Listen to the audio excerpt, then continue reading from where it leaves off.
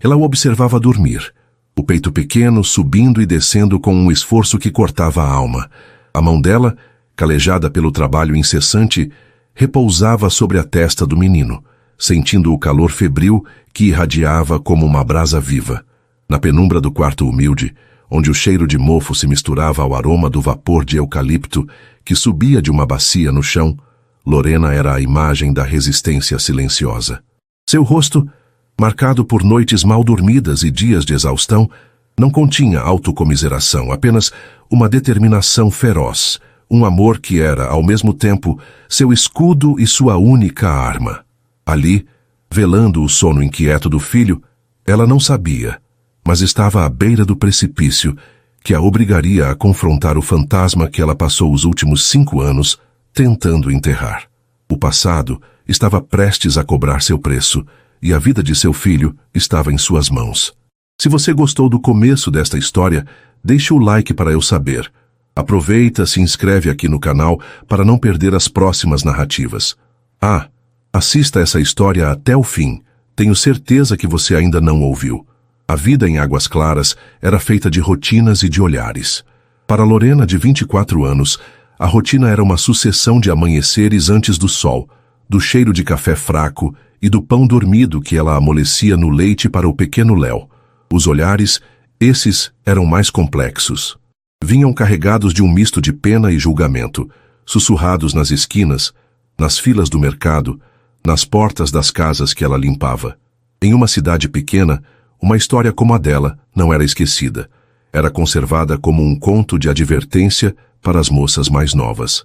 A mãe solo abandonada grávida, um estigma que ela carregava com a mesma dignidade silenciosa com que esfregava o chão e lavava as roupas de famílias que tinham tudo o que a ela fora negado. Lorena não se queixava. Guardava a dor para si, trancada num compartimento secreto do coração. Sua força vinha de um lugar muito mais profundo. Os olhos de jabuticaba de Léo, seu filho de 5 anos. Ele era seu universo, o centro de sua existência. Cada bolha de sabão que ela soprava no quintal de terra batida, cada história que inventava antes de dormir, cada prato de comida que conseguia colocar na mesa, era uma vitória contra o destino que parecia ter sido traçado para ela. Ela trabalhava de sol a sol. Pela manhã, faxina na casa de Dona Marisa, a esposa do prefeito, uma mulher de sorriso doce e olhar fiscalizador que sempre fazia questão de lembrá-la com uma falsa gentileza de como era admirável sua luta, sozinha nesse mundo. À tarde, passava roupas para a família do dono do único supermercado da cidade, o ar quente do ferro a vapor se misturando às suas preces silenciosas por dias melhores. O dinheiro era curto, contado, cada centavo com um destino certo.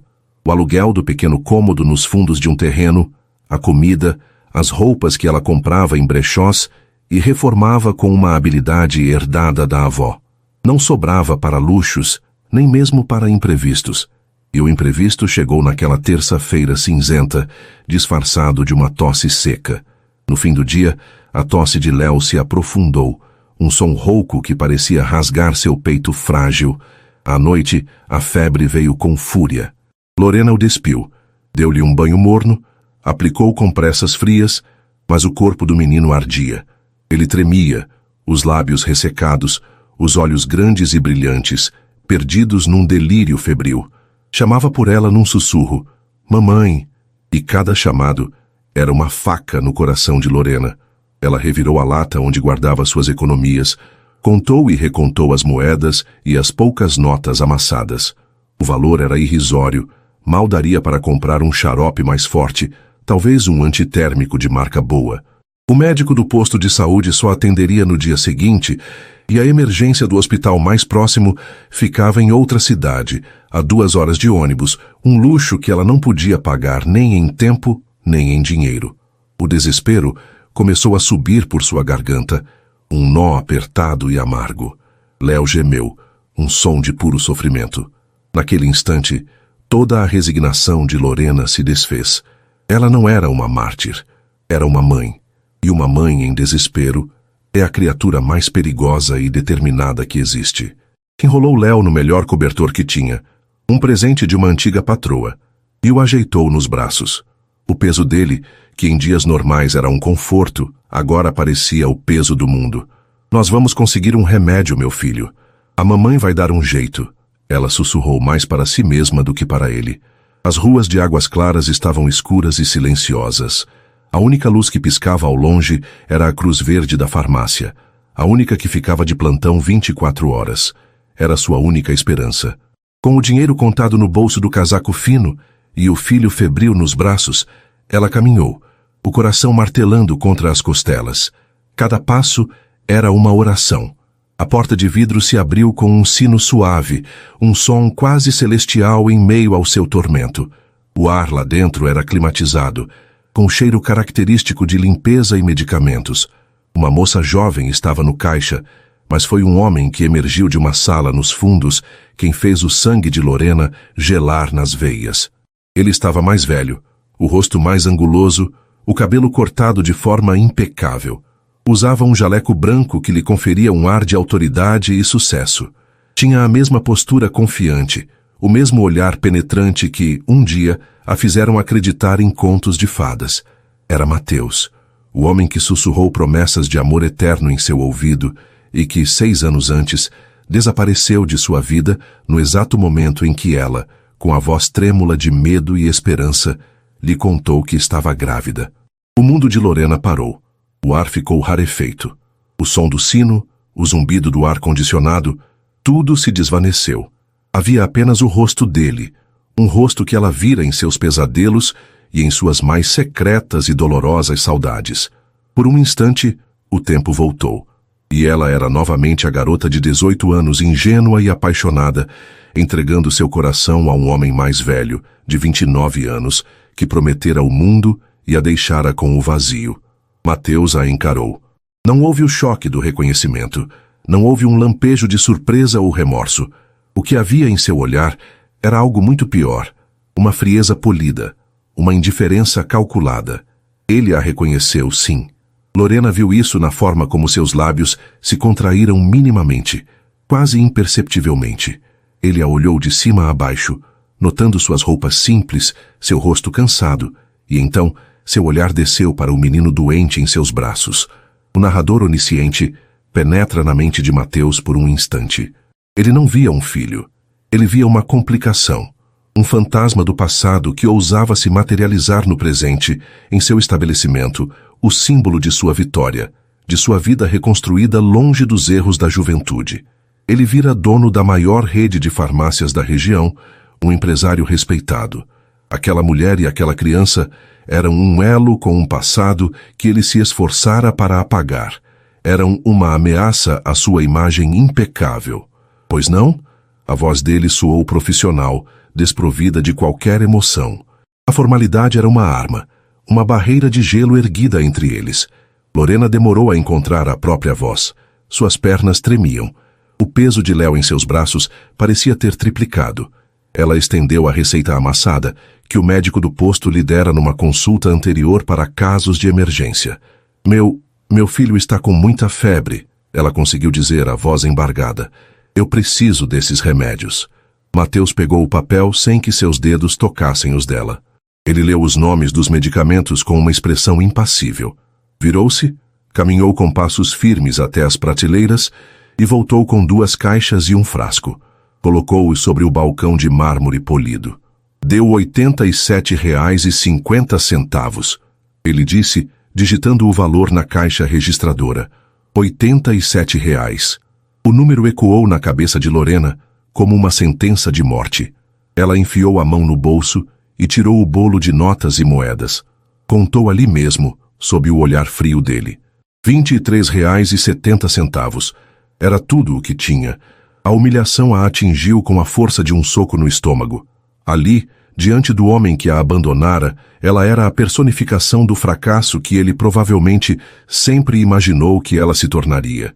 Eu não tenho todo o dinheiro agora, ela murmurou, o rosto corando em chamas. Será que o senhor não poderia marcar? Eu pago no começo do mês, assim que eu receber. Meu filho está queimando em febre, por favor. O pedido saiu como um sopro, uma última fagulha de esperança. Ela olhou para ele e, pela primeira vez em 6 anos, permitiu-se suplicar com os olhos. Suplicou não por ela, mas pela criança doente em seu colo. A criança que era sangue do sangue dele. Mateus a encarou e, por um breve segundo, seu olhar vacilou ao encontrar os olhos suplicantes dela. Mas foi apenas um instante. A fachada de empresário bem-sucedido, de homem que superou suas origens, voltou com força total. Para ele, abrir uma exceção era abrir uma porta para o passado. Era reconhecer um laço que ele negara. Era uma fraqueza que ele não podia se permitir. Senhora, ele disse, a palavra senhora, usada como uma arma para demarcar distância. Nós não trabalhamos com fiado. São as regras do estabelecimento. A voz dele era final, desprovida de qualquer empatia. Era a voz de um estranho, de um carrasco. Lorena sentiu o chão desaparecer sob seus pés. As palavras dele, tão clínicas e impessoais, foram mais cruéis do que qualquer grito ou acusação. Era a negação final. Ele não estava apenas negando o remédio, estava negando a ela, negando a existência do filho deles, negando qualquer resquício de humanidade que pudesse haver entre os dois. A vida do filho dela estava em suas mãos, e ele acabara de fechá-las com força, esmagando sua última esperança. Léo, em seu delírio, tossiu novamente, um som fraco e doloroso que ecoou no silêncio tenso da farmácia. Sem dizer mais uma palavra, Lorena recolheu sua dignidade em frangalhos. Ela segurou o filho com mais firmeza, como se para protegê-lo não apenas da doença, mas da frieza do mundo, da frieza do próprio pai. Deu as costas ao balcão, ao homem que era seu passado e seu presente carrasco, e caminhou em direção à porta. Ao sair para a noite fria, uma única lágrima quente e silenciosa escorreu por seu rosto. Não era uma lágrima de tristeza, mas de fúria e de uma nova e terrível clareza. Ela olhou para o rostinho febril de Léo, adormecido em seus braços, e fez uma promessa silenciosa. Aquela humilhação, aquela impotência, aquela dor lancinante de ter a vida de seu filho, dependendo da boa vontade de quem não tinha nenhuma, aquela seria a última vez. Ela não sabia como nem quando, mas a partir daquele momento ela se reergueria, não por vingança, mas por Léo. Ela construiria um mundo para eles, onde nunca mais precisaria suplicar por nada a ninguém. A mulher que saiu daquela farmácia não era mais a mesma que havia entrado. A dor a havia quebrado, mas em suas rachaduras, uma força desconhecida começava a brotar. A porta da farmácia se fechou atrás de Lorena, e o som do sino, que antes parecera uma promessa de salvação, agora soava como o dobre fúnebre de sua esperança. O frio da noite a envolveu, um contraste brutal com o calor febril do corpo de Léo contra o seu. Por um instante, ela ficou paralisada na calçada, o peso da humilhação esmagando-a mais do que a fadiga. A indiferença no olhar de Mateus fora uma bofetada de crueldade calculada, um golpe que reabriu todas as cicatrizes que ela pensava ter costurado ao longo dos anos. Ele não a via como a mulher que um dia amou, nem sequer como um ser humano em desespero. Ele a viu como um problema, uma inconveniência, um erro do passado que ousava bater à sua porta. E ao seu filho, o filho deles, ele não dedicou sequer um vislumbre de reconhecimento. Era apenas um pacote doente nos braços de uma pedinte. O choro ameaçou subir, um soluço de raiva e dor que arranhava sua garganta, mas ela o engoliu. Chorar era um luxo, desmoronar era um privilégio que não possuía. Léo tossiu de novo, um som frágil que a puxou de volta à realidade urgente. Ela não tinha tempo para a dor. Seu filho precisava dela. Em vez de voltar para casa, para o quarto úmido que só intensificaria a doença do menino, Lorena virou-se numa direção diferente, caminhando com uma determinação nascida do mais puro desespero. Seus pés a levaram para os limites da cidade, para a pequena casa de barro onde sua avó, já falecida, a criara. A casa estava abandonada, mas o quintal ainda guardava os segredos da velha curandeira. Vó Benedita não confiava em remédios de farmácia. A cura para tudo que é mal do corpo. A gente acha na terra que Deus deu, ela costumava dizer, com sua voz enrugada pelo tempo e pelo fumo de cachimbo. Lorena entrou no terreno coberto de mato, a escuridão quase total sendo quebrada apenas por um fiapo de lua. Ela não precisava de luz. Conhecia cada palmo daquele chão. Suas mãos, guiadas pela memória afetiva, buscaram no escuro. Encontrou as folhas aveludadas do guaco, a planta que sua avó usava para chás contra a tosse. Arrancou um punhado. Mais adiante, perto do velho poço desativado, achou um pé de boldo, cujas folhas amargas eram um santo remédio para a febre. E, por fim, encontrou o que mais precisava: as raízes de capim-santo que, fervidas, produziam um vapor calmante e expectorante. Com as ervas preciosas seguras no bolso do casaco, ela voltou para casa. Léo estava mais mole em seus braços, o corpinho entregue à doença. O medo era uma presença física ao seu lado, sussurrando pensamentos terríveis em seu ouvido. Mas a imagem do rosto frio de Mateus se sobrepôs ao medo, transformando-o em combustível. Ela não seria derrotada. Não naquela noite. Em sua cozinha improvisada, que consistia em um fogareiro de 2 bocas e uma pequena pia, Lorena iniciou seu ritual de cura. Ferveu a água na única panela grande que tinha. Fez um chá forte com as folhas de guaco e boldo, adoçando-o com a última colher de mel que guardava. Com cuidado acordou Léo. O menino mal conseguia abrir os olhos. "Beba, meu filho, é o chazinho da vovó Bita", ela sussurrou, a voz suave, tentando transmitir uma calma que não sentia. Léo, confiando cegamente na mãe, bebeu o líquido amargo em pequenos goles. Depois, Lorena colocou a bacia com as raízes de capim-santo, fervendo ao lado da cama, e cobriu a si e ao filho com o cobertor, criando uma pequena cabana de vapor aromático. O cheiro de capim-limão encheu o quarto, e Lorena sentiu o peito de Léo começar a relaxar, a respiração ficando um pouco menos difícil. A noite foi uma longa vigília. Lorena não pregou o olho. A cada hora, media a temperatura do filho com as costas da mão, aplicava novas compressas de água fria embebidas no chá de boldo e o fazia beber mais um pouco do xarope natural. Ela rezou para cada santo que conhecia, e principalmente para a alma de sua avó, pedindo que sua sabedoria guiasse suas mãos. E lentamente, como o sol que nasce preguiçoso no horizonte, a maré começou a virar. Perto das 4 da manhã, o calor que emanava do corpo de Léo começou a diminuir. A febre estava cedendo. Quando os primeiros raios de sol pintaram o céu, Léo dormia um sono profundo e tranquilo, o peito subindo e descendo num ritmo regular.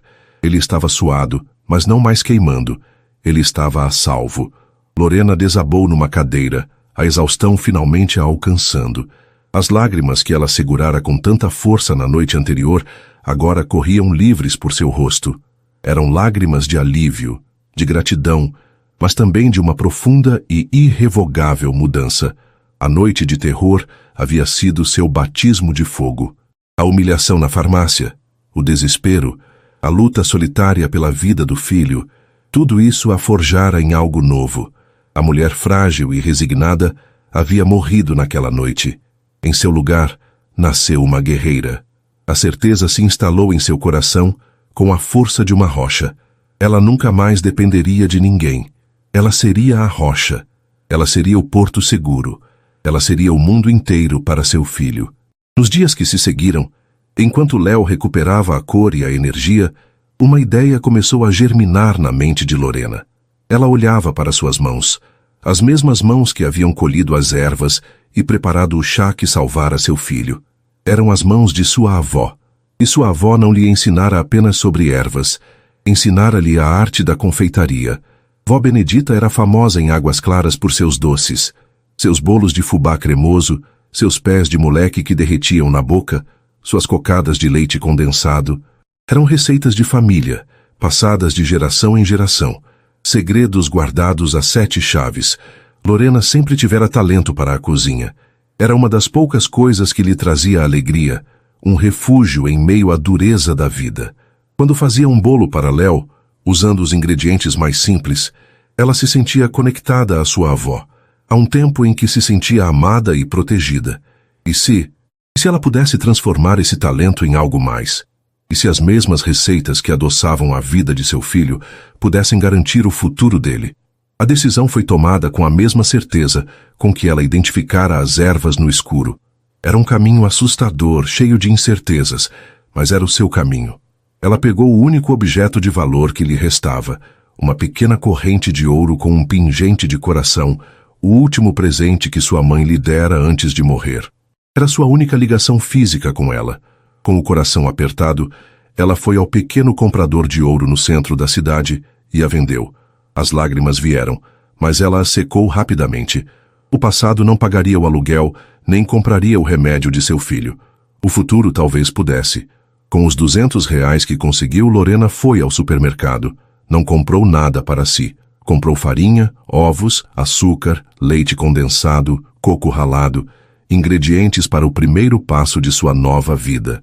Naquela noite, depois de colocar Léo para dormir e terminar de passar uma montanha de roupas para fora, ela transformou sua cozinha minúscula em um ateliê de doces.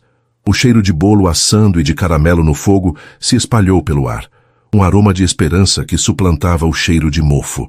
Ela trabalhou até de madrugada, o cansaço sendo mantido à distância pela adrenalina e pela visão de um futuro diferente. Pela manhã, tinha uma pequena produção de cocadas, pés de moleque e fatias de bolo de fubá, tudo embalado com esmero em saquinhos plásticos amarrados com fitas coloridas que ela mesma fizera de tiras de tecido. O primeiro desafio era vender. A vergonha a paralisou por um momento. Ela, a faxineira, a mãe solo, agora vendedora de doces na rua, os olhares de pena se intensificariam. Mas então, ela se lembrou do olhar de Mateus. Frio, desdenhoso, impassível. A vergonha se transformou em desafio. Que olhassem, que julgassem. Ela não estava pedindo esmola, estava trabalhando. Com uma cesta de vime emprestada de uma vizinha, ela começou a oferecer seus doces de porta em porta, nos mesmos lugares onde antes oferecia seus serviços de limpeza. As primeiras reações foram as que ela esperava. Ah, coitadinha da Lorena, que ideia, né? Dizia uma comprando uma cocada mais por pena do que por vontade. Tomara que dê certo, né? Tão batalhadora, comentava a outra, com um tom que misturava compaixão e superioridade. Lorena sorria, agradecia e seguia em frente. Ela não se importava com a pena. O que importava era que o dinheiro, moeda por moeda, começava a entrar. E então, algo começou a mudar. A mulher que comprara a cocada por pena no dia seguinte comprou 2. Minha filha, que cocada é essa? É a melhor que eu já comi, disse genuinamente surpresa. O homem que levara uma fatia de bolo de fubá para o trabalho voltou querendo mais 3 para levar para a esposa. A qualidade de seus produtos começou a falar mais alto que o preconceito. O segredo não estava apenas nos ingredientes, mas na alma que ela colocava em cada receita. Era o amor de sua avó, a força de sua mãe, a sua própria resiliência misturada à massa. A virada veio de onde ela menos esperava. Dona Marisa, a esposa do prefeito, para quem Lorena ainda fazia faxina, estava organizando um chá da tarde para as amigas do Clube do Livro. A confeiteira da cidade havia cancelado de última hora. Em pânico, Dona Marisa viu a cesta de Lorena. Lorena, você acha que consegue fazer uns docinhos para umas 20 pessoas? Para amanhã? Ela perguntou, a dúvida clara em sua voz. O coração de Lorena disparou. Era a sua chance. Consigo sim, senhora. A senhora não vai se arrepender. Naquela noite, Lorena não dormiu. Investiu quase todo o dinheiro que ganhara na compra de mais ingredientes. Trabalhou com uma precisão e uma paixão que nunca sentira antes. No dia seguinte, entregou na casa da patroa uma bandeja deslumbrante, com mini bolos de cenoura com cobertura de chocolate, brigadeiros que desmanchavam na boca e os famosos pés de moleque de sua avó que brilhavam como joias de açúcar. As amigas de Dona Marisa, a elite de Águas Claras, ficaram boquiabertas. Marisa, onde você encomendou essas delícias? Nunca comi um brigadeiro tão cremoso. Esse bolo de cenoura é divino. Quando Dona Marisa, com um orgulho surpreendente, revelou que os doces haviam sido feitos por sua faxineira, o espanto foi geral, e em seguida a admiração. Naquela tarde, Lorena conseguiu 3 novas encomendas. Enquanto isso, na farmácia de ar-condicionado e luzes brancas, Mateus tentava, sem sucesso, apagar a imagem daquela noite de sua mente. Ele era um homem de negócios, pragmático e frio. Tinha construído seu pequeno império com base em decisões lógicas, não emocionais. Negar fiado era o procedimento padrão. Ele se repetia isso como um mantra. Mas o mantra não funcionava. A imagem do rosto de Lorena, não o rosto da jovem que ele seduzira, mas o da mulher exausta, com uma dignidade ferida e olhos suplicantes, o assombrava. E pior, a imagem da criança doente, envolta no cobertor. Uma criança que, pela idade, só podia ser sua. Ele tentou afastar o pensamento. Era uma complicação que ele não queria. Sua vida era perfeita. Tinha uma noiva, Camila, filha de um político influente da capital, um casamento marcado que selaria sua ascensão social. Tinha dinheiro, status, respeito. Uma criança bastarda e uma ex-namorada empobrecida não se encaixavam nessa equação. Mas a consciência, aquela voz incômoda que ele passara anos silenciando, começou a sussurrar. Numa tarde, movido por um impulso que ele mesmo não compreendeu, ele pegou seu carro importado e dirigiu lentamente pelas ruas do bairro pobre onde sabia que ela morava. Ele não pretendia parar. Era apenas uma curiosidade mórbida, dizia a si mesmo. Ele a viu de longe. Ela não estava de cabeça baixa como ele a imaginava. Estava de pé na frente de uma casa, conversando com uma cliente, entregando um pacote. Ela sorria. Um sorriso cansado, sim, mas um sorriso genuíno. Havia uma luz nela que ele não via há anos. Uma luz que não vinha da juventude, mas de uma força recém-descoberta.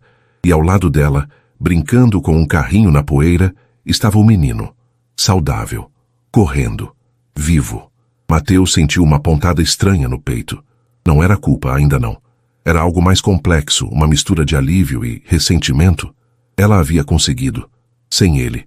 A mulher que ele abandonara, esperando que se afundasse, estava de alguma forma aprendendo a nadar. E o menino? O menino era a prova viva de seu erro, correndo sob o sol feliz e alheio à sua existência. Ele acelerou o carro, o pneu cantando no asfalto remendado, como se pudesse fugir daquela cena, daquele sentimento incômodo que começava a se instalar em sua alma. Naquela mesma semana, Lorena recebeu sua maior encomenda até então: os doces para o batizado do neto do dono do supermercado. Era um evento para mais de 100 pessoas. O pagamento adiantado que ela recebeu foi mais do que ganhava em um mês de faxinas e passando roupa. Naquele dia, ela foi até a casa de Dona Marisa e, com uma educação firme, pediu demissão. Depois, fez o mesmo na casa do dono do supermercado, que a olhou com novos olhos, não mais como a passadeira, mas como a confeiteira que adoçaria a festa de sua família. Ao final daquele dia, Lorena estava exausta, o corpo doendo pela dupla jornada. Mas era uma dor diferente, uma dor de construção. Ela entrou em seu pequeno quarto e encontrou Léo dormindo, o rosto sereno de quem se sentia seguro. Ao lado da cama dele estava sua lata de economias. Ela a abriu. Dentro, o dinheiro das encomendas formava um pequeno monte, mais do que ela vira junto em toda a sua vida. Não era uma fortuna, mas era um começo. Era a prova concreta de que sua decisão, nascida da mais profunda humilhação, estava correta. Ela olhou para o filho, a razão de toda a sua luta e de toda a sua força. A lembrança daquela noite na farmácia ainda doía, mas não a paralisava mais. Pelo contrário, era o fogo que a impulsionava.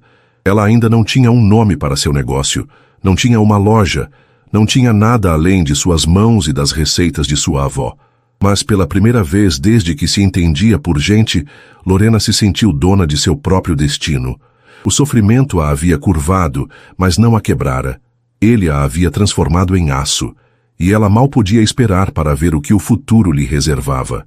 A encomenda para o batizado do neto dos Medeiros era mais do que um trabalho. Era um abismo.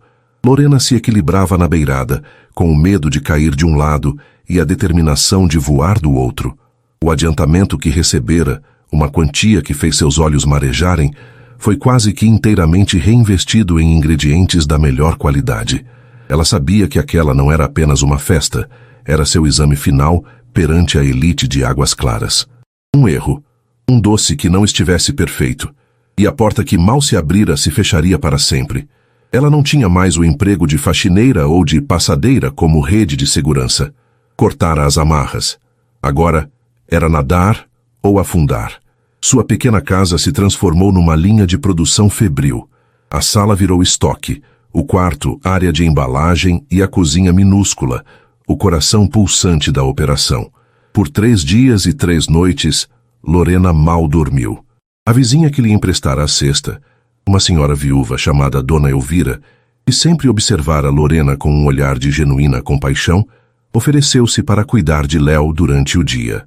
Vá, minha filha.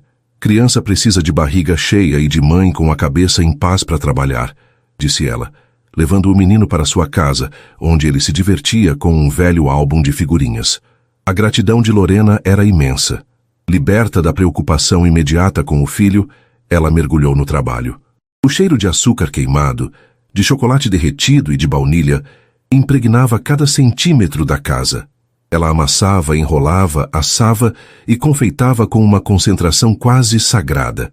Em cada brigadeiro enrolado, em cada bolo pincelado, ela depositava a memória da humilhação, a força da promessa que fizera a si mesma, o amor infinito por seu filho. Era uma alquimia. Transformava a dor em doçura, a escassez em abundância. Na manhã do batizado, exausta, com olheiras profundas, mas com os olhos brilhando de uma febril satisfação, Lorena contemplou sua obra. Centenas de doces perfeitamente alinhados em bandejas descartáveis de alumínio, mini sonhos de valsa, olhos de sogra com ameixas portuguesas, camafeus de nozes e, claro, os brigadeiros e pés de moleque que já começavam a ser sua assinatura. Parecia um milagre operado pelo cansaço, pela farinha e pela vontade. Com a ajuda de um rapaz do frete, ela entregou a encomenda no salão de festas. Ao dispor os doces na imensa mesa de vidro, decorada com anjos e nuvens de algodão, Lorena sentiu um arrepio. Seus doces, feitos em sua cozinha humilde, agora eram o centro das atenções de um dos eventos mais chiques da cidade. A senhora Medeiros, ao ver a mesa posta, ficou sem palavras. Seus olhos, acostumados ao luxo, brilharam de genuína admiração. Ela pegou na mão de Lorena, uma mão ainda com vestígios de farinha sob as unhas, e disse a voz embargada: "Minha querida, isso não é apenas doce, é arte." Em seguida, entregou-lhe o restante do pagamento com um bônus generoso que fez o coração de Lorena saltar. Lorena não ficou para a festa. Aquele mundo ainda não era o seu. Mas, enquanto caminhava de volta para casa, sentia os olhares na rua mudando. Não eram mais de pena. Eram de curiosidade, de respeito. A notícia em Águas Claras corria mais rápido que o vento, e o sucesso da mesa de doces do batizado dos Medeiros já era o assunto do dia. O sucesso da festa foi um rastilho de pólvora. O telefone de Lorena, um aparelho antigo que ela comprara de segunda mão, não parou de tocar. Eram encomendas para aniversários, para chás de bebê, para confraternizações. Ela se viu sobrecarregada, a demanda muito maior do que sua estrutura permitia. Recusar pedidos era como rasgar dinheiro, mas aceitá-los significava sacrificar a qualidade, algo que ela se recusava a fazer. Foi então que ela tomou a decisão mais ousada de sua vida. Com o dinheiro do batizado e das pequenas encomendas, ela alugou um pequeno ponto comercial que estava fechado há anos no centro da cidade. Era uma sala pequena, empoeirada, com a pintura descascada e um ar de abandono. Mas tinha um balcão, espaço para um forno maior e, o mais importante, uma porta que se abria para a rua. Era um risco monumental. O aluguel consumiria todas as suas economias em poucos meses se o negócio não decolasse. Enquanto assinava o contrato, ela pensou no nome. Olhou para o caderno de receitas de sua avó, com a capa gasta e as folhas amareladas. Delícias da Vó Bita. Era perfeito. Era uma homenagem, uma declaração de suas origens, a fonte de sua força. A reforma foi feita na raça. Lorena aprendeu a lixar paredes, a passar massa corrida, a pintar. O rapaz do frete, um jovem chamado Jonas, que se tornara seu admirador, ajudou-a com a parte elétrica. Dona Elvira costurou as cortinas de chita para a janela. A cidade observava a transformação, primeiro com ceticismo, depois com uma admiração crescente. Aquela não era mais a coitadinha, era Lorena, a empreendedora. Enquanto o universo de Lorena se expandia, o de Mateus começava a se contrair. As notícias sobre o sucesso da Delícias da Vó Bita chegavam a ele em fragmentos, trazidas pelo vento da fofoca da cidade. Ele ouviu sobre o batizado, sobre o aluguel da loja, sobre a qualidade dos doces que nem na capital se encontrava igual. No início, ele reagiu com uma irritação desdenhosa. Era um sucesso provinciano, uma sorte de principiante. Não se comparava ao seu império de farmácias, à sua vida planejada e ao seu futuro brilhante ao lado de Camila. Camila, sua noiva, era a personificação desse futuro. Linda, elegante, vinda de uma família rica e influente, ela via Águas Claras como um degrau pitoresco, mas temporário, na ascensão de Mateus. Certo dia, enquanto passeavam de carro pelo centro, ela apontou para a loja recém-pintada de rosa claro. Olha, querido, que gracinha! É aquela lojinha de doces de que todo mundo está falando. Delícias da vovó ou algo assim. Tão rústico. Ela disse a palavra rústico, carregada de uma condescendência aveludada. A palavra atingiu Mateus de forma inesperada.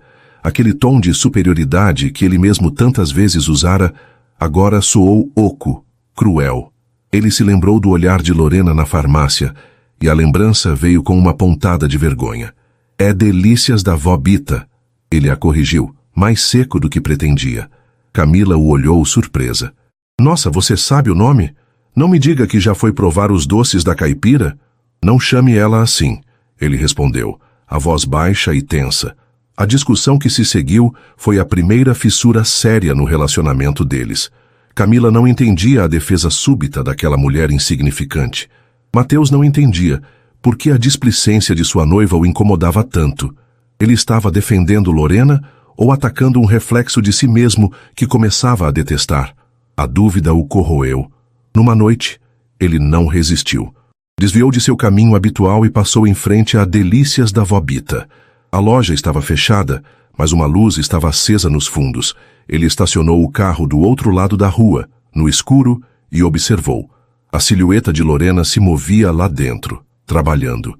Mesmo à distância, ele podia ver que sua postura era diferente. Não havia mais o encolher de ombros da mulher oprimida. Havia eficiência, propósito. De repente, a porta dos fundos se abriu, e o menino Léo correu para fora rindo, com um pedaço de bolo na mão. Lorena veio atrás, limpando as mãos no avental, e se agachou para falar com ele. O sorriso em seu rosto ao olhar para o filho era de uma pureza e de um amor que Mateus nunca vira em ninguém, muito menos em Camila. Naquele momento, observando de longe aquela cena doméstica e feliz da qual ele era um completo estranho, Mateus sentiu um vazio gelado no peito. Era a sensação inconfundível da perda. Ele tinha sucesso, dinheiro, uma noiva troféu, mas ali, naquela calçada mal iluminada, ele percebeu que Lorena tinha algo que seu dinheiro não podia comprar. Um propósito verdadeiro, um amor incondicional e uma alegria que brotava da superação. Ele, o homem que a abandonara para não ter sua vida atrapalhada, agora via a vida dela florescer, enquanto a sua, tão perfeita na superfície, parecia subitamente artificial e vazia. A inauguração da Delícias da vó Bita foi um evento na cidade. Lorena, com a ajuda de Dona Elvira, que agora era sua primeira e orgulhosa funcionária, ofereceu café e miniaturas de seus doces para todos que passavam. A loja era simples, mas impecavelmente limpa e acolhedora. O cheiro de bolo fresco convidava a entrar. As pessoas vieram em massa, não mais por pena, mas por genuíno apreço. Lorena, usando um vestido novo e um avental com o logo que ela mesma desenhara, atendia a todos com um sorriso calmo e confiante. Ela era a dona, a chefe, a prova viva de que era possível reescrever a própria história. O ápice de sua ascensão pública, no entanto, veio meses depois, na festa de aniversário da cidade. A prefeitura, sob a influência de Dona Marisa, que se tornara uma espécie de fada madrinha de Lorena, contratou a Delícias da vó Bita para fornecer todos os doces do evento principal na praça. Era o selo final de aprovação, a consagração. Mateus e Camila estavam lá no palanque das autoridades. Ele, como um dos empresários mais importantes da região. Ela, como a noiva do futuro genro de um político influente. De sua posição privilegiada, Mateus viu quando o prefeito, em seu discurso, fez uma menção especial. E quero agradecer a nossa talentosa conterrânea, Lorena, da Delícias da vó Bita, que adoçou nossa festa e que é um exemplo de força e empreendedorismo para todos nós, disse o prefeito, apontando na direção dela.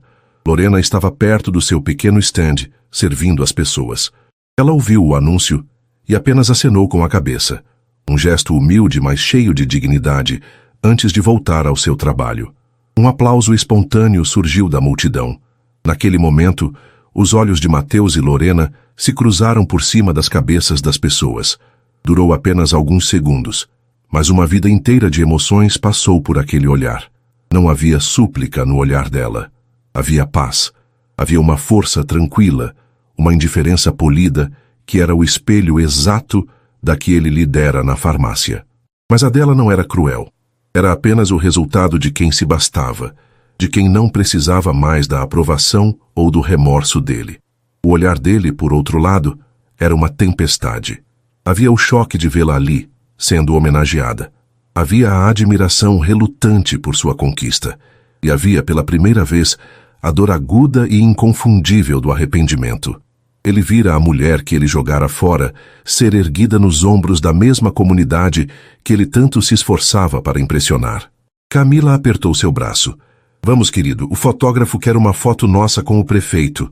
Mateus se virou um autômato e sorriu para a câmera, mas seu sorriso não alcançou os olhos.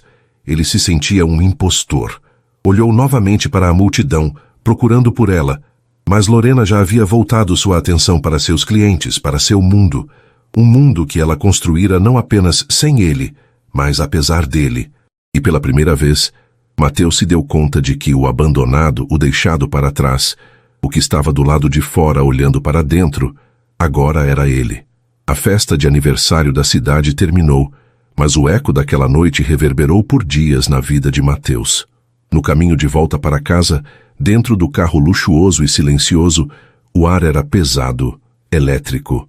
Camila, ao seu lado, parecia uma estátua de gelo, sua beleza e elegância subitamente transformadas numa fachada frágil e irritadiça. O aplauso para Lorena, o olhar de admiração do prefeito, a dignidade inabalável da mulher que ele desprezara, tudo aquilo corroía a armadura de Mateus por dentro. Que noite mais provinciana! Camila finalmente quebrou o silêncio. A voz cortante. Tive que sorrir para tanta gente insignificante. E aquela cena com a doceira. Francamente, o prefeito não tinha um pingo de noção. Homenagear a faxineira. Ela não é mais faxineira. A voz de Mateus saiu baixa, quase um rosnado. Ele não a defendeu por nobreza, mas por um instinto de autopreservação ferido.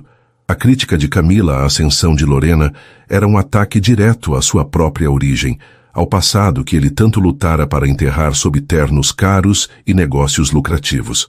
Camila virou-se para ele, os olhos semicerrados. Por que você se importa? Desde aquele dia no carro, você está estranho toda vez que o nome dessa mulher aparece. O que há entre você e ela, Mateus? Não me diga que o grande empresário da capital já se envolveu com a ralé desta cidade. A palavra ralé foi o estopim. Todo o arrependimento, a vergonha e a raiva que borbulhavam dentro dele vieram à tona. Ele parou o carro no acostamento da estrada escura, o motor ainda roncando como um animal impaciente. Essa mulher, Lorena, ele começou, a voz rouca. Ela tem um nome. E sim, nós tivemos uma história. Uma história que eu tentei apagar, mas que aparentemente a cidade inteira faz questão de lembrar. Foi uma confissão parcial, mas foi o suficiente. O rosto de Camila se contorceu numa máscara de nojo e fúria. Não era ciúme de um amor perdido. Era horror de ver seu status social ameaçado por uma mancha no passado impecável de seu noivo. Uma história? Com aquilo? Você está me dizendo que o meu futuro marido tem um passado com a vendedora de cocadas da praça? Ela cuspiu as palavras. E o menino? A cidade inteira comenta como ele se parece com você. Não me diga que... Mateus não respondeu. Seu silêncio foi a mais alta das confirmações. Eu não acredito nisso. Camila riu, um som sem alegria. Eu não vou ser a esposa de um homem que tem um filho bastardo com uma qualquer. O meu pai te destruiria. A nossa vida, nossos planos. Você acabou com tudo. A discussão que se seguiu foi brutal, desprovida de qualquer afeto que pudesse ter existido entre eles. Revelou a verdade nua e crua de seu relacionamento. Era um contrato de negócios, uma fusão de ambições. E Mateus, com seu passado vergonhoso vindo à tona, havia quebrado uma cláusula fundamental. Naquela mesma noite, o noivado acabou. Camila fez suas malas. e na manhã seguinte voltou para a capital, deixando para trás um anel de diamante sobre a mesa de centro e um rastro de destruição na vida perfeitamente orquestrada de Mateus. A notícia do rompimento se espalhou por Águas Claras como um incêndio. A derrocada de Mateus, antes um semideus intocável, tornou-se o prato principal em todas as mesas de fofoca. A perda de Camila significava a perda de suas conexões políticas, de seu acesso a círculos de poder que ele tanto valorizava. Seu castelo, construído sobre a areia movediça da negação, começou a ruir. O abalo emocional o atingiu em cheio no trabalho. O empresário frio e calculista deu lugar a um homem distraído, assombrado. Ele perdeu prazos, tomou decisões impulsivas, tratou funcionários com uma rispidez que beirava o desespero. Seus gerentes o olhavam com preocupação. A rede de farmácias, antes um mecanismo preciso, começou a apresentar falhas. Ele estava perdendo o controle, não apenas de seu império, mas de si mesmo. Enquanto isso, a vida de Lorena seguia em uma trajetória oposta. A Delícias da Vó Bita era um sucesso estrondoso. Ela reformou a loja, comprou um forno industrial e até um pequeno furgão para fazer entregas. Começou a fornecer seus doces para 2 das melhores cafeterias da cidade vizinha, expandindo seu nome para além das fronteiras de Águas Claras. Contratou mais uma ajudante, uma jovem mãe solo a quem deu a mesma oportunidade que um dia lhe fora negada. Lorena se tornara uma figura de respeito. As mulheres da cidade não a procuravam mais para fofocar, mas para pedir conselhos, para se inspirar. Ela ouviu os rumores sobre Mateus e Camila. Não sentiu alegria nem um pingo de prazer vingativo. Sentiu uma tristeza distante, a mesma que se sente ao ler sobre uma tragédia num jornal. Era a história dele, o drama dele. Ela tinha o seu próprio enredo para escrever, um enredo feliz, que ela protagonizava ao lado de Léo. Sua felicidade era visível.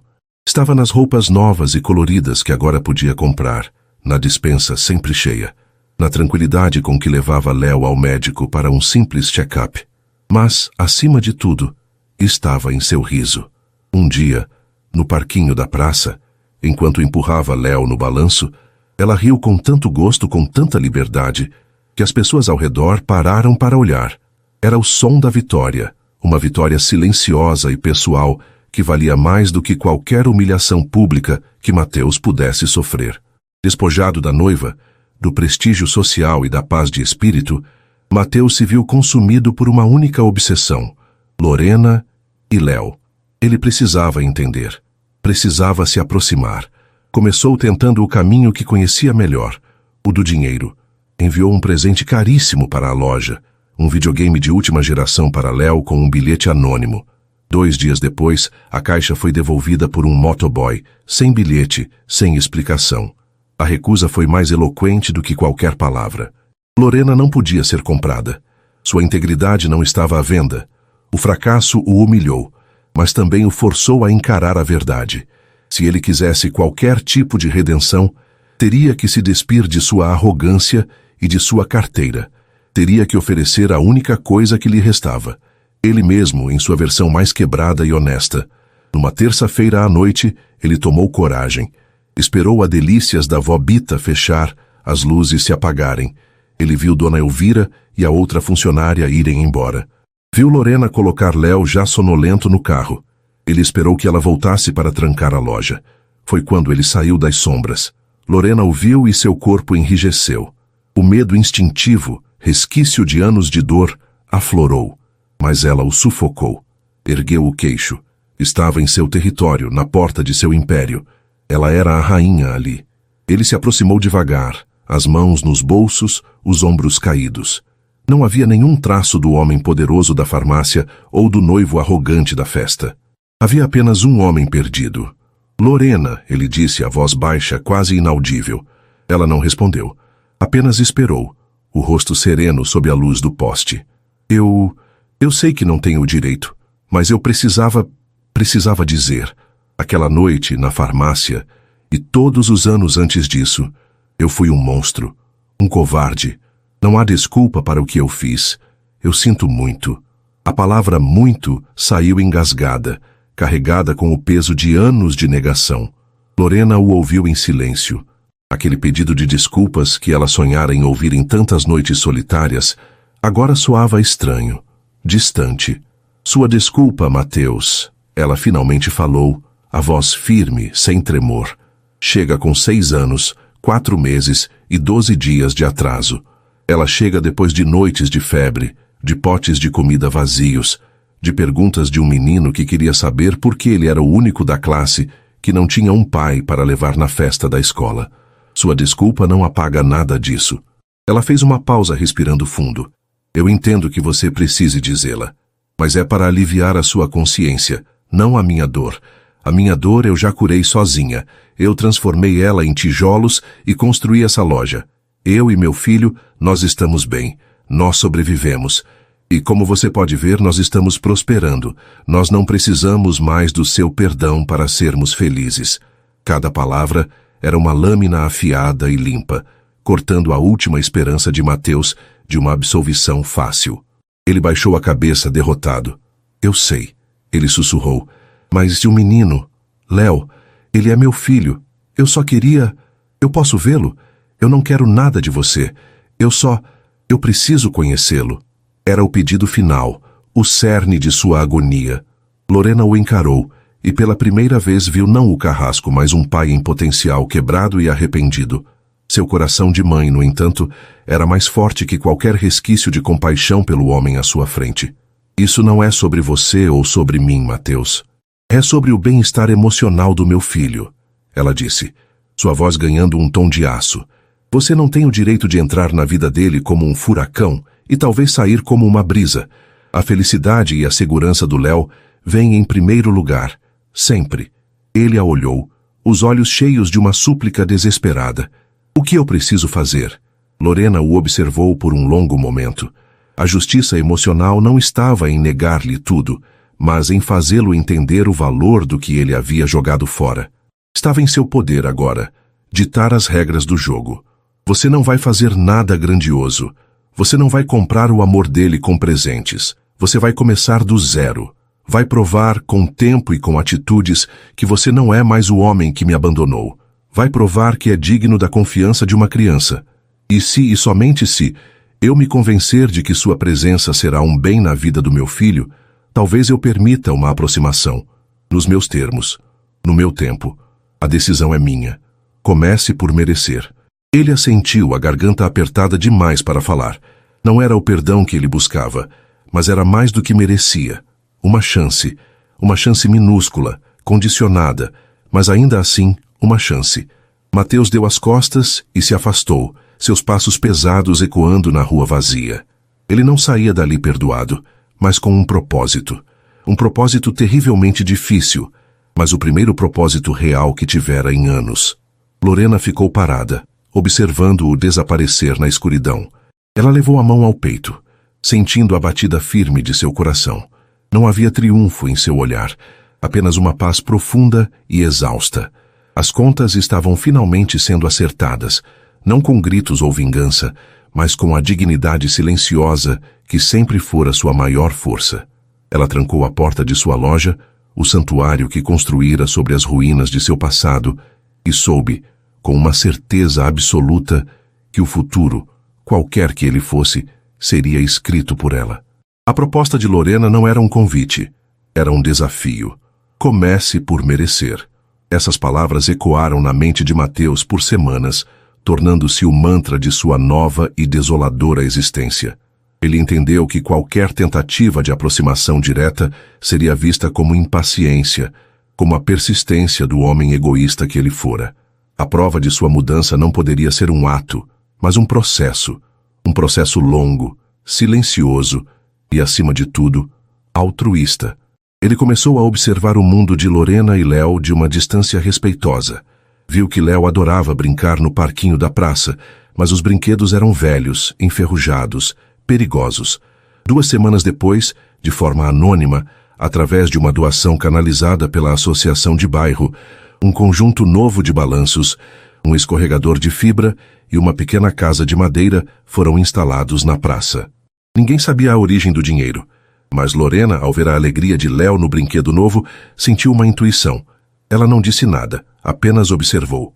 Mateus vendeu seu carro importado, um símbolo de seu status superficial, e comprou um modelo mais simples.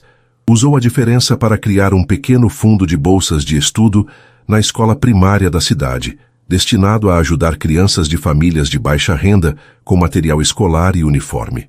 O ato foi divulgado no jornal local, mas o doador foi identificado apenas como um empresário da região.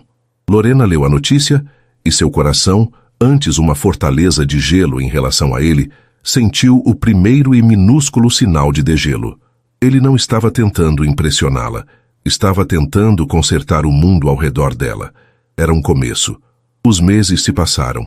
Mateus continuou sua penitência silenciosa. Consertou o telhado do pequeno posto de saúde. Financiou a pintura da creche municipal.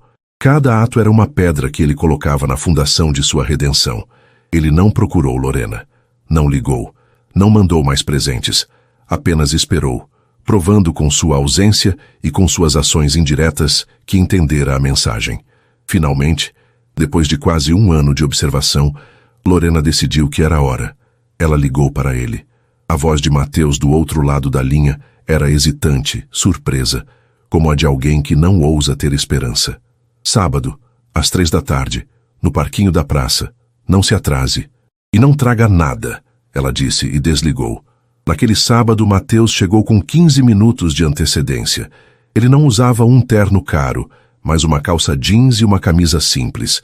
Parecia mais magro, o rosto marcado pela ansiedade, mas seus olhos tinham uma clareza que Lorena nunca vira. Ela chegou pontualmente segurando a mão de Léo. O encontro foi terrivelmente estranho. Léo, agora com quase 7 anos, olhou para aquele homem alto com a curiosidade tímida de uma criança. Léo, este é o Mateus. Chama-se amigo da mamãe, Lorena disse. A palavra amigo soando inadequada, mas era a única que cabia. Mateus se agachou para ficar na altura do menino, um movimento que pareceu lhe custar um esforço imenso. Ele não tentou abraçá-lo, não o tocou, apenas sorriu, um sorriso nervoso e genuíno. Oi, Léo. Sua mãe me disse que você é o maior desenhista da cidade. É verdade. Léo, surpreso por ele saber de seu passatempo favorito, assentiu com a cabeça, ainda se escondendo um pouco atrás das pernas de Lorena. A conversa que se seguiu foi sobre dinossauros, super-heróis e as cores que Léo mais gostava de usar. Mateus não falava de si mesmo. Ele apenas ouvia, fazia perguntas, seus olhos fixos no menino com uma intensidade que era uma mistura de fascínio e dor profunda por tudo o que havia perdido. Lorena ficou de pé a poucos metros, uma sentinela silenciosa, o coração batendo forte, pronta para intervir. Mas não foi preciso. Léo, aos poucos, foi se soltando, mostrando a Mateus um desenho que tinha no bolso. O encontro durou exatos 30 minutos. Quando o tempo acabou, Mateus se levantou. Foi muito bom te conhecer, campeão, ele disse a Léo. Então, olhou para Lorena e, com uma sinceridade que a desarmou, sussurrou. Obrigado. Ele se virou e foi embora, sem pedir por mais, sem tentar forçar o próximo passo. E aquele ato de respeito ao limite imposto por ela foi mais significativo do que todas as doações que ele fizera. Aquele foi o primeiro de muitos encontros, sempre aos sábados, sempre curtos, sempre supervisionados. Mateus nunca falhou, nunca se atrasou, nunca quebrou uma regra. Ele aprendeu a jogar bola com Léo, a empinar pipa, a ouvir com paciência as longas histórias sobre a escola. Ele estava construindo uma ponte, tábua por tábua, sobre o abismo que ele mesmo cavara. A prova de fogo de sua transformação veio numa tarde chuvosa. Eles estavam tomando sorvete na varanda da Delícias da Vó Bita, quando Léo, na ânsia de correr para ver a chuva, escorregou e caiu ralando feio o joelho. O choro foi imediato e alto. Antes que Lorena pudesse reagir, Mateus já estava ao lado do menino, levantando-o com um cuidado infinito. Calma, calma, campeão, já passou, ele dizia, a voz trêmula de preocupação. Ele pegou Léo no colo, levou-o para dentro e, com uma destreza surpreendente, limpou o ferimento com soro fisiológico e aplicou um curativo que Lorena lhe deu. Enquanto fazia isso, contava uma história boba sobre um gigante que tropeçou numa nuvem, fazendo Léo esquecer a dor e soltar uma risada em meio às lágrimas. Lorena observou a cena e o último muro dentro de seu coração ruiu. Aquela não era uma atuação. Aquele era o instinto de um pai, puro e inegável, finalmente vindo à tona. Ela viu a preocupação genuína nos olhos de Mateus, o carinho em suas mãos, e soube que ele havia mudado. O homem que negara um remédio para seu filho doente, agora cuidava de seu joelho ralado com o maior amor do mundo. A partir daquele dia, a dinâmica mudou. Lorena permitiu que Mateus buscasse Léo na escola às sextas-feiras, que o levasse para tomar um açaí, que participasse de uma reunião de pais. Ele nunca tentou cruzar a linha da coparentalidade. Não havia flertes, nem insinuações sobre o passado. Havia um respeito profundo, uma parceria focada exclusivamente no bem-estar de Léo. Lorena, por sua vez, encontrou uma paz que não esperava. Dividir as alegrias e as pequenas preocupações da criação de um filho com alguém que genuinamente se importava era um alívio, um bálsamo. Ela não se apaixonou novamente por Mateus. O amor romântico, aquele da juventude, havia sido destruído para sempre. Mas em seu lugar, nasceu um sentimento novo, mais maduro e talvez até mais forte, um afeto profundo, uma gratidão pelo homem que ele se tornara e uma parceria sólida. Ela o admirava, não pelo sucesso empresarial, mas pela força de caráter que ele demonstrou ao se reconstruir do zero, como pai e como homem. O tempo passou. A Delícias da Vó Bita tornou-se uma marca regional, com Lorena sendo convidada para dar palestras sobre empreendedorismo. Mateus estabilizou seus negócios, mas sua prioridade era outra. Sua maior riqueza era o tempo que passava com o filho. A cena final não é de um beijo apaixonado, mas de algo muito mais real. É o aniversário de 10 anos de Léo. A festa acontece no quintal da nova e confortável casa que Lorena comprou para si e para o filho. O lugar está cheio de crianças, balões e risadas. Lorena e Mateus estão lado a lado, perto da mesa do bolo, observando Léo brincar com os amigos. Ele é um menino feliz, seguro, que corre para abraçar o pai e, em seguida, a mãe. Sem conflito, sem drama. Ele está feliz, Mateus diz, a voz baixa, cheia de uma emoção que ele não mais esconde. Sim, ele está, Lorena responde, e sorri. Não um sorriso para ele, mas um sorriso para a cena, para a vida que construiu. Nós fizemos um bom trabalho. O nós paira no ar, carregado de significado. Mateus olha para ela, para a mulher que ele quase destruiu e que, com sua força, acabou por salvá-lo de si mesmo. Você fez um bom trabalho, Lorena. Eu só estou tentando aprender. Ela finalmente olha para ele e em seus olhos não há mais dor, nem raiva, apenas uma serena e profunda aceitação. Eles não eram o casal dos contos de fadas, mas haviam se tornado algo mais importante, uma família. Uma família forjada no fogo da dor, temperada pelo arrependimento e solidificada pelo amor incondicional a um filho. Lorena encontrou sua paz, não ao lado de um homem, mas dentro de si mesma, uma paz tão completa que permitiu que ele se aproximasse e compartilhasse da felicidade que ela mesma criara. E Mateus encontrou sua redenção, não no perdão dela, mas na dádiva diária de ser o pai que Léo merecia. Juntos, como pais, parceiros e amigos, eles observavam o futuro, personificado naquele menino que corria, livre e amado, sob o céu de águas claras. E assim, termina mais uma história aqui no nosso canal. E aí, gostou? Se essa trama te prendeu e você não quer perder nenhuma das próximas narrativas emocionantes, então não se esqueça, inscreva-se agora no Histórias que Prendem Você e ative o sininho para receber todas as notificações. Seu like também ajuda muito o canal a crescer. Muito obrigado pela companhia e te espero na próxima história.